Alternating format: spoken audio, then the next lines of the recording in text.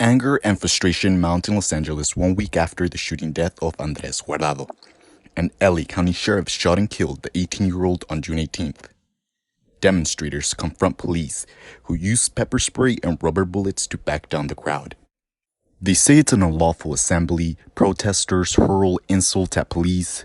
But in the meantime, demands for an independent investigation into the shooting death of Guardado by an LA County sheriff's deputy on June 18th are on the rise. LA County supervisors are calling for an investigation, but so too is the city of Compton, Guardado's family, and the Los Angeles Community College District. Not far from where Guardado was shot, a shrine takes shape.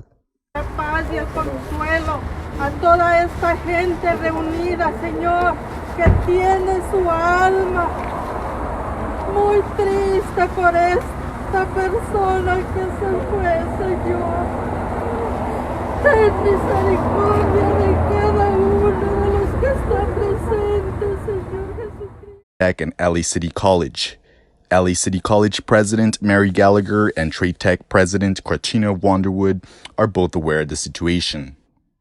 The LA Sheriff's Department would not release the results of the official autopsy, but Guardado's family ordered an independent autopsy, and it shows that Guardado was shot 5 times in the back. Reporting for the Collegian Wired, I'm Diego Chavez Cadena.